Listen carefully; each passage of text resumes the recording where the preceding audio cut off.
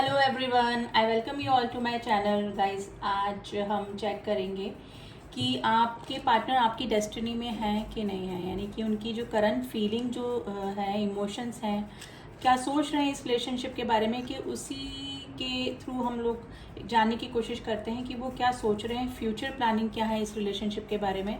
तो उससे हम थोड़ा सा आइडिया लगा पाएंगे कि क्या आपके पार्टनर सोच रहे हैं, वो सीरियस हैं कि नहीं है, क्या आपके पार्टनर जिनसे भी आप डील कर रहे हैं, करंट पार्टनर, वो आपकी डेस्टिनी में है कि नहीं है।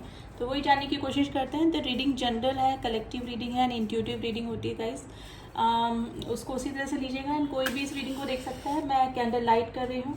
आप अपने पार्टनर का नाम ले लें या फिर आप अपने सुप्रीम पावर या अपने गॉड, जिसको भी आप ट्रस्ट करते हैं, उन्हें याद कर लें कि मेरे ज़रिए आपको थोड़ा सा आइडिया हो जाए या फिर कुछ मैसेजेस मिल जाए।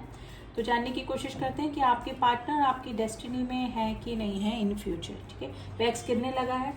तो चलिए देखते हैं कि पहले थोड़ा सा पास की फीलिंग निकालने की कोशिश करते हैं, या फिर क्या हुआ या फिर क्या चलता आ रहा है आपके रिलेशनशिप में।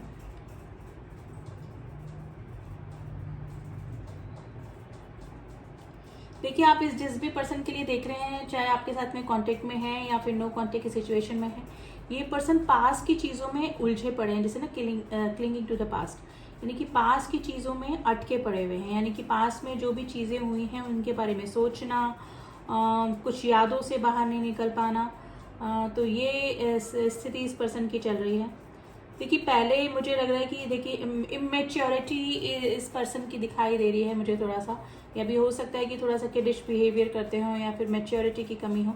तो इसके चलते में भी हो सकता है कि इस रिलेशनशिप में कभी भी स्टेबिलिटी नहीं आई। ये पर्सन पास की चीज़ों के बारे में काफ़ी सोच रहे हैं, और पास में मुझे लग रहा है कि ये पर्सन, अगर आपके बीच में ब्रेकअप की स्थिति बनी हुई है, तो ये करेज नहीं लेकर आ पाए, यानी कि इस पर्सन में हिम्मत ही नहीं हो पाई। अब वो हिम्मत में भी हो सकता है कि इनका खुद का इशू हो सकता है, या फिर कुछ ऐसे पर्सन के इन्फ्लुएंस में ये आ गए, या फिर कुछ इनके फैमिली में या फिर इनके सर्कल में कोई इस तरह का पर्सन था जो कि जिसकी इस इन्फ्लुएंस में ये पर्सन आया और आपके रिलेशनशिप में ब्रेकअप वाली स्थिति बनी। तो मुझे अभी काफ़ी सारे मेरे जो व्यूअर्स हैं वो नो कांटेक्ट की सिचुएशन में लग रहे हैं।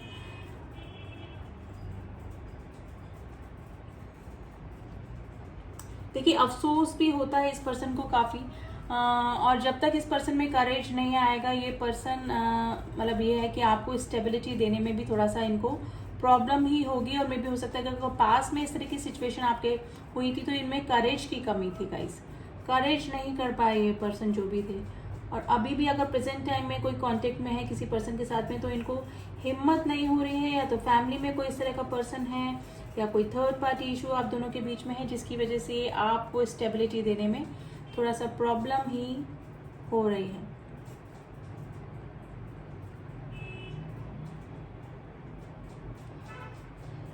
देखिए, मून का साइन मुझे दिखा है, जो कि ये बताता है कि अगर पास में आपके बीच में ब्रेकअप का स्थिति बनी और नो कांटेक्ट की सिचुएशन बनी, तो उस समय नहीं था आपके यूनियन और ये रीयूनियन का।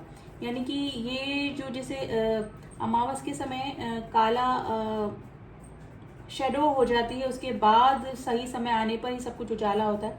तो उस समय आपके यूनियन का टाइम ही नहीं था। अगर आप सोच रहे थे कि आपके साथ में इस पर्सन की स्टेबिलिटी हो जाए, या फिर आपकी मैरिज हो जाए, या फिर कुछ भी इस तरह का रिलेशनशिप हो जाए जो कि सोशल हो, पब्लिक हो, तो वो टाइम ही नहीं था इस रिलेशनशिप के यूनियन का।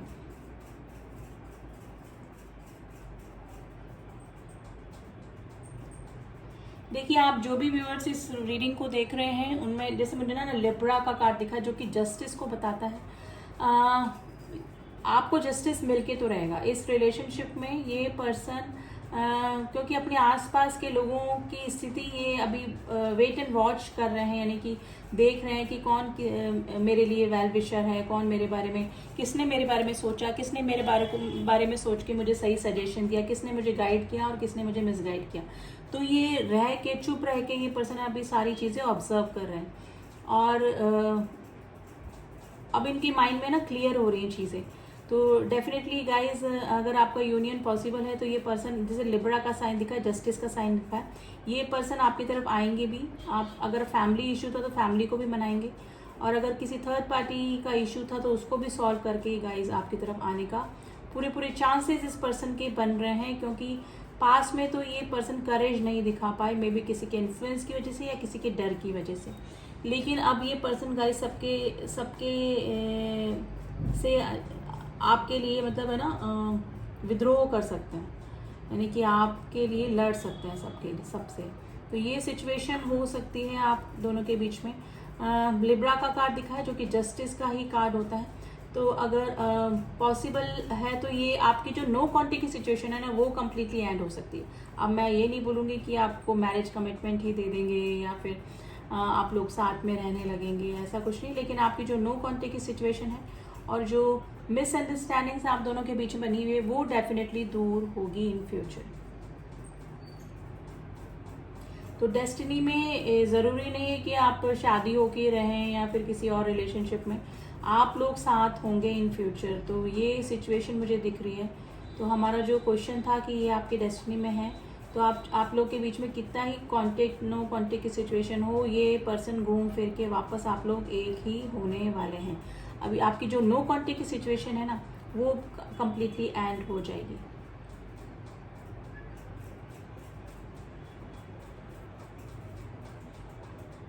नंबर 7 की एनर्जी आई है, नंबर 2 की एनर्जी आई है।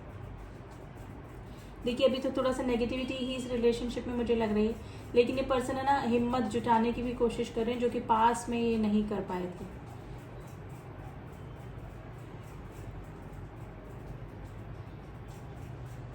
देखिए अगर थर्ड पार्टी इशू में कोई फंसा हुआ है पर्सन तो वो थर्ड पार्टी इशू से निकल सकता है। अब ये थर्ड पार्टी गाइस फैमिली भी हो सकती है, मैं यहाँ पे सिर्फ लव ट्रायंगल नहीं ले रही हूँ आज, फैमिली हो सकती है या फिर कोई थर्ड पर्सन सीरियसली हो सकता है आप दोनों के बीच में। तो वहां से निकल कर आपकी तरफ आना यानी कि जस्टिस देना, आपको फेयर डिसीजन देना, ये इस तरह की एनर्जी आज निकल के आई है गाइस। तो फर्स्ट ही एनर्जी जस्टिस की निकलती है। तो जस्टिस आप किसी भी तरीके से हो सकता है, यूनियन हो सकता है, आपका हारमोनियस यूनियन हो सकता है। लेकिन आप लोग अगर नो कॉन्टेक्ट की सिचुएशन में हैं तो डेफिनेटली आप लोग यूनियन में आएंगे इन फ्यूचर।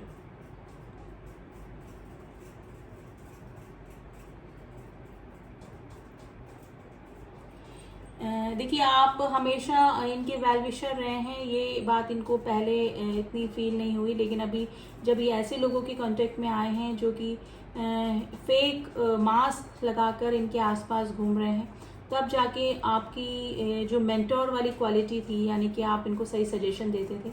शायद कितने ही आप दोनों के बीच में कॉन्फ्लिक्ट चलते हो लेकिन आप कभी हमेशा इनका बुरा कभी नहीं चाहते थे, इनको सही सजेशन देते थे हमेशा।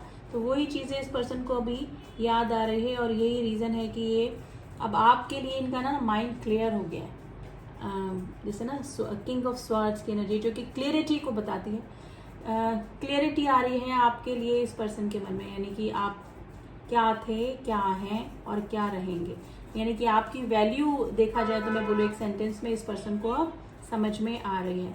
तो गाइज ये कांटेक्ट में नहीं है तो आप लोग कांटेक्ट में आने के पूरे चांसेस हैं। फैमिली इशू था तो फैमिली इशू है डेफिनेटली, मैं बोलूँ ना आपके लिए अभी अगर फैमिली इशू चल रहा था तो ये पर्सन किसी से भी लड़ जाएंगे गाइज। सॉरी काफ़ी नियर आ गया था तो मुझे इसको छोड़ना पड़ा। तो यही है कि आपके जो भी पर्सन है ये आपके लिए अब है ना सबके लिए सबसे स्टैंड लेने वाले हैं, यानी कि पहले अगर ये करेज नहीं दिखा पाए थे तो डेफिनेटली ये अब आपके लिए सबसे बात भी करेंगे, सबसे लड़ेंगे भी। और क्योंकि इनको ना क्लियरिटी आ गई है माइंड में, क्योंकि फेक बिहेवियर करने वाले, फेक मास्क पहन के रहने वाले लोग इनके आसपास बहुत हैं, लेकिन आपकी जो क्वालिटी है क्लियर बोलने की, इनकी हमेशा अच्छा सोचने की, इनके लिए अच्छा इनको राय देने की, तो वो चीज़ें अब इस पर्सन को अब काफ़ी याद आ रही हैं। ठीक है, अब थोड़ी सी एनर्जीज निकालने की कोशिश करते हैं कि अभी किस एनर्जी में बने हुए हैं आपके पार्टनर।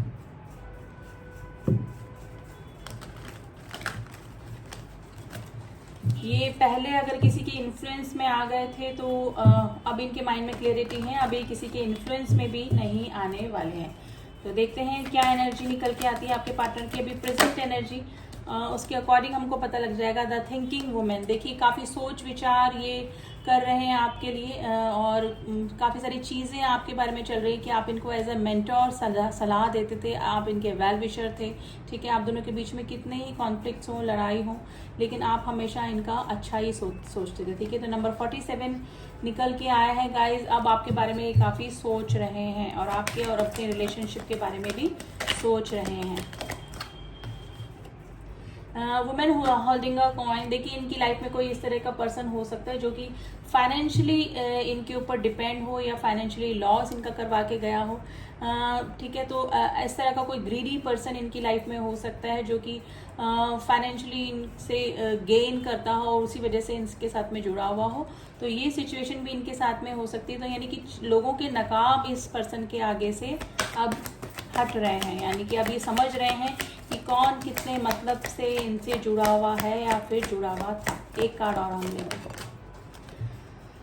The thinking man. देखिए वापस से यही है आया है कि आप इनके बारे में कितना सोचते थे और अभी भी ये पर्सन आपके बारे में कितना सोच रहे हैं। देखिए ये पर्सन किसी को देखकर इतना सोच रहे हैं, यानी कि आपकी क्वालिटीज अब इस पर्सन को धीरे धीरे करके फ्लैशबैक करें। यानी क्लिंगिंग टू द पास्ट का मेरे को एनर्जी निकल के आएगी, जो कि पास्ट की आपकी चीजें, आपकी कैरेक्टरिस्टिक्स, आपकी क्वालिटीज इस पर्सन को काफी याद आ रही हैं। अब ये पर्सन काफी सोच विचार कर रहे हैं आपके बारे में भी और इस रिलेशनशिप के बारे में। बॉटम ऑफ द डेक आया है door to the person healing and the happiness.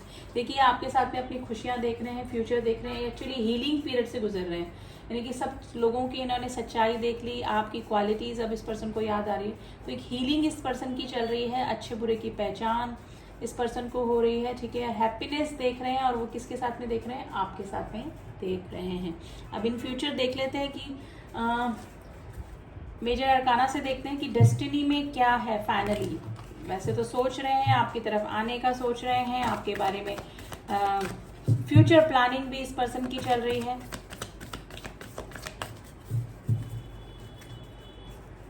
और अगर आपका परमानेंट यूनियन पॉसिबल नहीं है तो गाइज कांटेक्ट में तो आप डेफिनेटली इस पर्सन के साथ में दोबारा आने वाले हैं। देखिए द जजमेंट का कार्ड आया है, द हेरोफेंट का कार्ड है। देखिए अगर मैरिज कमिटमेंट का वेट कर रहे थे तो आ सकता है किसी के लिए कोई अगर प्रपोजल या मैरिज के लिए सोच रहा था तो डेफिनेटली इस पर्सन की तरफ से आ सकता है। ये किसी से आपके और अपने बारे में बातचीत भी करते हैं गाइस, ठीक है। तो जजमेंट का कार्ड है जो कि एक मैसेज को भी बताता है, ठीक है। आपसे दूर होके जिन जिन लोगों के कांटेक्ट में आए हैं तो ये उन्होंने अपना कर्मा भी फेस किया है, क्योंकि कुछ लेसन्स उन लोगों से इस पर्सन को सीखने को मिले। तो जजमेंट जो होता है वो एक कर्मा का भी कार्ड होता है, ठीक है। घूम फिर के इंसान वहीं आता है जहाँ पर कि उसको सोल सेटिस्फैक्शन मिलता है और गलत लोगों की पहचान होने के बाद ही सही लोगों की पहचान होती है। तो एक जजमेंट का कार्ड है जो कि एक मैसेज को बताता है। हेरोफेंट मैरिज कमिटमेंट, मैरिज को भी बताता है और ये भी हो सकता है कि थोड़ा सा ट्रेडिशनल फैमिली से भी हो सकते हैं गाइस, ठीक है। तो डेफिनेटली ये किसी से सलाह मशवरा भी कर रहे हैं आपके और अपने रिलेशनशिप के बारे में। तो ये एनर्जी निकल के आई है, दोनों ही कार्ड पॉजिटिव हैं। तो डेस्टिनी में तो आप हैं, अगर शादी मैरिज या ये पॉसिबल नहीं है तो आप लोग यूनियन में तो डेफिनेटली इस पर्सन के साथ में दोबारा आने वाले हैं, ठीक है। नंबर मैं कुछ आपको बता देती हूँ, मैंने आपको बताए भी थे। नंबर 47, नंबर 42, नंबर 46 आपके लिए आज इंपॉर्टेंट हो सकते हैं। Number 20 and number 5। देखिए राशियाँ मैंने नहीं बताई हैं क्योंकि कलेक्टिव रीडिंग है, सारी ही राशियाँ सारे ही जॉडिएक साइन कलेक्टिव रीडिंग्स में निकल जाते हैं, ठीक है। अब थोड़ी सी है ना इनिशियल ले लेते हैं, जो कि आपके नाम का फर्स्ट इनिशियल और आपके पार्टनर के नाम का फर्स्ट इनिशियल हो सकता है।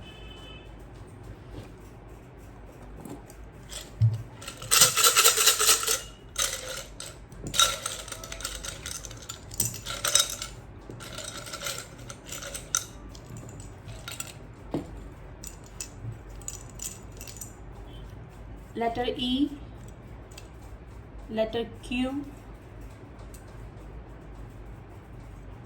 जे, ओ, यू, आर। यू 2 बार निकल के आया गाइस, इंपॉर्टेंट लेटर है आज। Letter B, G, H, K, A and letter X. ये कोई ऐसे मेरे व्यूअर्स भी हैं जो कि अपने एक्स के लिए ये रीडिंग देख रहे हैं। तो रीडिंग पॉजिटिव रीडिंग है, आप क्लेम कीजिए इस रीडिंग को। एंड जो न्यू व्यूअर्स हैं please do subscribe my channel अगर मेरी रीडिंग्स आपको पसंद आ रही हैं। एंड जिन्होंने भी किया हुआ है my soul family, thank you so much. मिलती हूँ आपसे नेक्स्ट रीडिंग में, तब तक के लिए ओम साई राम, ओम नमः शिवाय।